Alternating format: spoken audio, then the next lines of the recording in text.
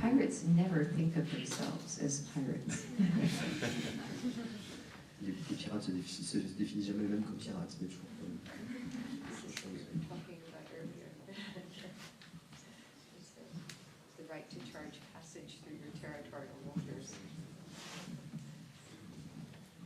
Je voulais peut-être juste revenir sur un aspect au travers des réponses que vous avez apportées aux différentes questions, notamment toutes celles qui étaient parfois sur des points comme tout ce qui a été soulevé sur le rapport des femmes, la position des femmes, le fou aussi, toutes ces explications-là.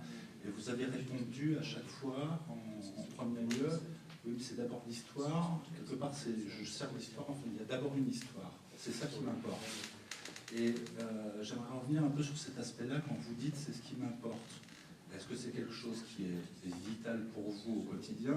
C'est-à-dire, est-ce que c'est quelque chose qui vous manque et que vous avez besoin jour après jour de déverser, en guillemets, ou alors c'est ou une autre raison? Mais quel est votre rapport justement quand vous dites c'est d'abord l'histoire? C'est pour vous ou par rapport au fait qu'une fois écrit, ça va avoir une répercussion sur les lecteurs? Quelle est votre position là-dedans en fait? I will clarify a little to say that for me, the story always begins with a character, and the character is who I want to follow through the story. But story itself is very, very important to me. And sometimes I think of it as like being caught in the current of a river, that the story is something you follow.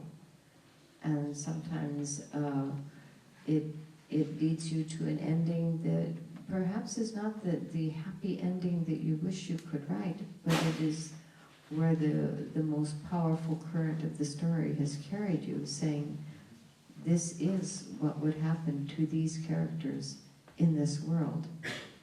I think that as long as a writer follows that sort of current, they will tell a story that has elements of the truth in it, no matter how fantastic the world. So, yes, story for me is very, very important. It is not something that you can, that a writer can twist to say, in reality, this character would be this sort of person, but I am going to force him to be this kind of person so that we can have a happy ending. It has to follow the story in order for it to have strength. Je me permets de préciser un tout petit peu, effectivement l'histoire est importante, mais l'histoire naît toujours d'un personnage, et c'est ensuite à travers ce personnage qu'on suit le reste de l'histoire. Et donc, pour moi, dire une histoire, raconter une histoire, évidemment, c'est très important. C'est un peu comme suivre une rivière, c'est un peu comme être dans le lit d'une rivière. Suivre une histoire et suivre une rivière, c'est un petit peu la même chose, et on ne sait pas ensuite où mène l'histoire. De la même manière qu'on ne sait pas toujours où mène une rivière, et c'est pas forcément là où on pensait qu'on se retrouverait à la fin. Finalement, c'est le courant le plus puissant qui oriente l'histoire et qui nous emmène là où on arrive à la fin. Et du point de vue de l'écrivain, on raconte toujours une histoire dans laquelle il y a au moins certains éléments véridiques, même si le monde autour est complètement lui, fantastique. Et donc oui, évidemment, l'histoire est très importante, et on ne peut pas complètement la déformer. Et de la même manière, on ne peut pas complètement déformer non plus un personnage sous prétexte qu'on a envie qu'il y ait un happy ending, qu'il y ait une fin joyeuse à l'histoire. Parfois, les personnages sont ce qu'ils sont, et donc l'histoire arrive à tel endroit à la fin.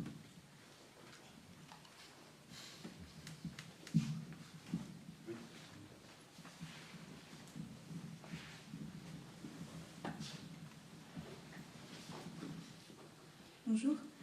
Justement, à propos des personnages, est-ce que, par rapport à leurs traits de caractère, est-ce que vous vous inspirez de personnes que vous connaissez ou est-ce qu'ils sortent totalement de votre imagination?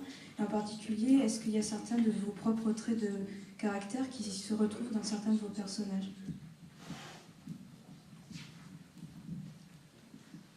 I think, like any writer, that I would prefer to believe that I make my characters up completely.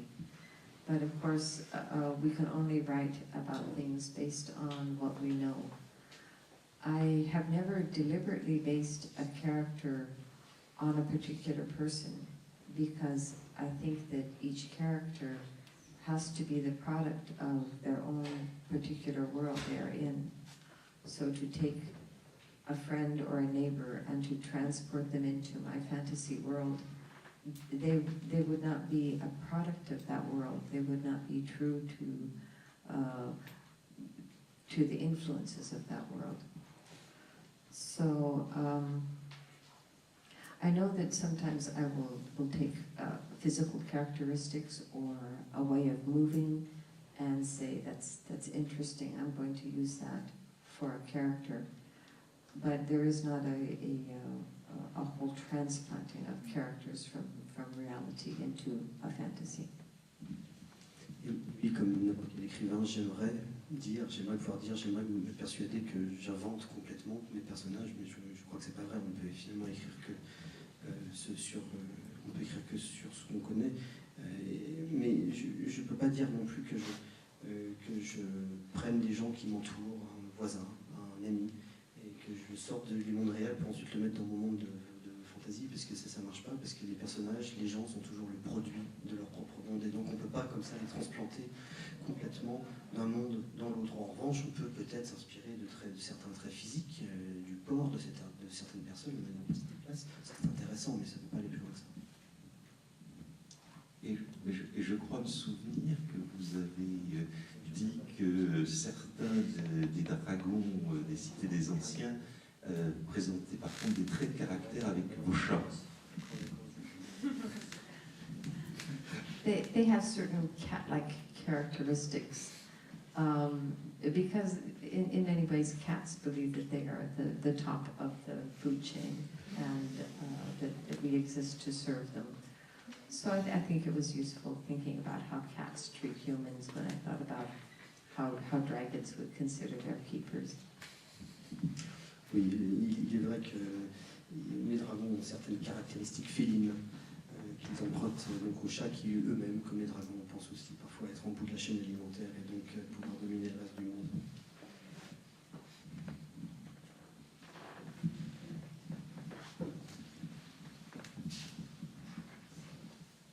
Bonjour. En lisant vos sagas, on s'attache beaucoup aux personnages parce qu'elles sont particulièrement longues et intéressantes. Et du coup, je me demandais quels étaient pour votre part les personnages qui vous avaient le plus marqué, voire vos personnages préférés que vous avez eu du mal à quitter à la fin.